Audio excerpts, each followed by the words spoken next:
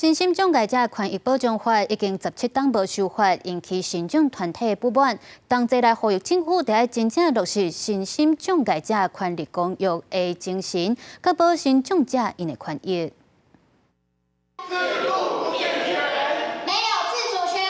信众团体大声喊，也无咱参加，且唔通为咱做决定的看板。呼吁卫福部针对身心障碍者权益保障法部分条文修正草案，应该让身心障碍者加相关利害关系人来参加。长照杀人事件在2018年到2024年这之间已经有62起了。那这个长照悲剧其实是造成障碍者跟家属非常痛苦的一个沉重负担。服务有做些许的改变，可是很多内容跟我们的实际使用是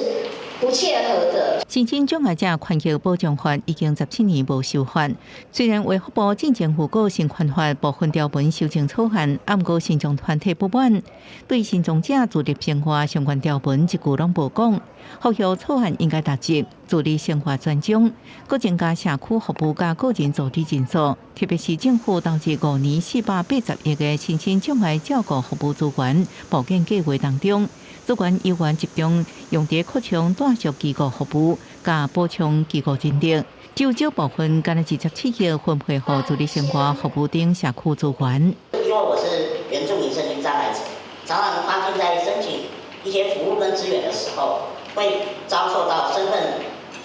份切割的状况。我们建议各地政府每4年针对不同的类别的障碍者进行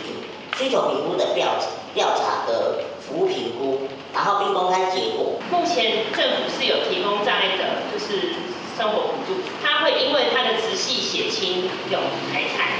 然后影响到他的审核资格。卫福部回应这摆修法有5大方向，包含要求机关雇主照身障者需要做出进一步调整，针对环境交通做出同样无障碍设计。 因为身障机构虐待事件对人员身份会严加限制，另外也会加重歧视身障者言论法则，甲提悬障碍者对政策的参加。公视新闻采访报道。